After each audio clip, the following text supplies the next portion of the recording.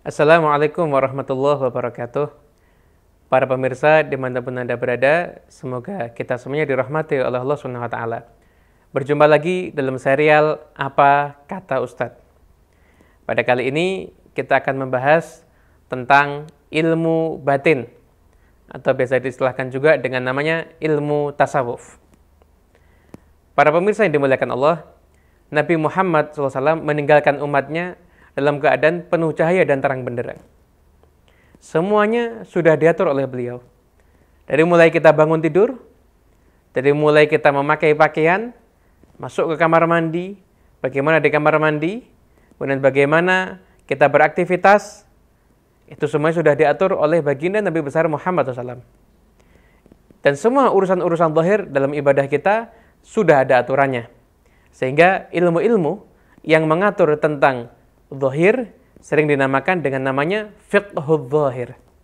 Fiqhul zahir ini terbagi, ada yang namanya fiqhul ibadah, mengatur bagaimana ibadah kita.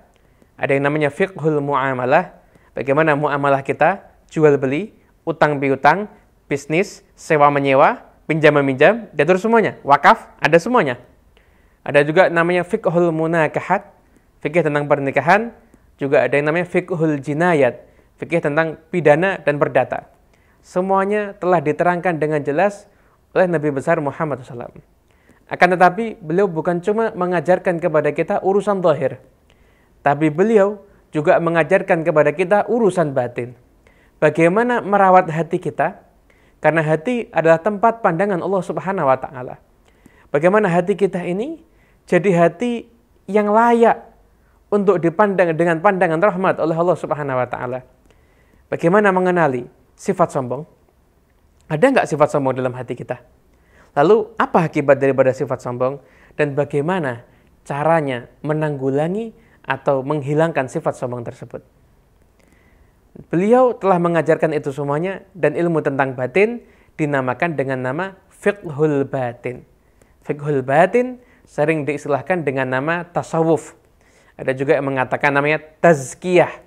Semuanya sama. Kita semuanya diperintah oleh Allah Subhanahu wa Ta'ala untuk mensucikan hati kita. Qad aflaha man zakkaha.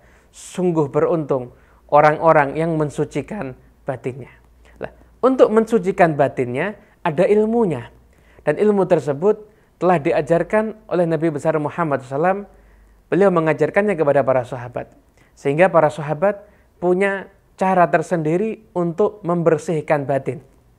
Ada yang dengan cara berzikir, ada yang dengan cara salat, dan masing-masing punya jalur sendiri-sendiri.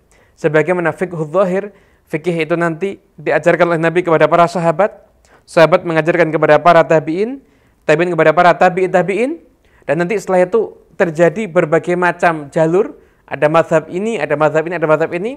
Maka untuk cara mendekatkan diri kepada Allah dengan membersihkan hati, dengan mensucikan jiwa, juga ada caranya masing-masing. Hanya saja apabila dalam fikih yang sifatnya zahir, perbedaan cara tersebut dinamakan madhab. Kalau di dalam ilmu tasawuf, perbedaan cara untuk mendekatkan diri dan mensucikan jiwa dinamakan thariqah. Dan semua thariqah insya Allah adalah thariqah yang mempunyai sanad kepada Nabi besar Muhammad SAW. Dan setiap thariqah punya cara tersendiri bagaimana mengajarkan kepada muridnya untuk menjadi seorang hamba yang dicintai oleh Allah Subhanahu wa Ta'ala, yaitu hamba yang punya hati yang bersih. Tapi Muhammad sangat perhatian terhadap kebersihan hati. Beliau dalam doanya mengatakan, Allahumma ja'al sarirati khairan min alaniyati waj'al alaniyati salihatan. Atau kama qala. Rasulullah berdoa, ya Allah, jadikan hatiku, batinku lebih baik daripada zahirku, dan jadikan zahirku adalah baik. Itu adalah doa dari Nabi besar Muhammad SAW. Dari sini kita bisa memahami bahwasanya belajar ilmu tasawuf itu ada dalilnya. Tasawuf memang secara nama tidak dikenal di zaman Nabi atau di zaman para sahabat. Akan tetapi secara amaliyah, secara ajaran, tasawuf sudah diamalkan oleh Nabi, diamalkan oleh para sahabat, diajarkan oleh mereka kepada generasi-generasi setelahnya, dan hingga pada satu generasi-generasi berikutnya dikenal ilmu untuk penyucian jiwa, penyucian batin dengan nama ilmu tasawuf. Semoga kita semuanya bisa menjadi orang yang zahirnya baik, batinnya baik. Amin ya rabbal alamin. Sampai jumpa kembali. Wassalamualaikum warahmatullahi wabarakatuh.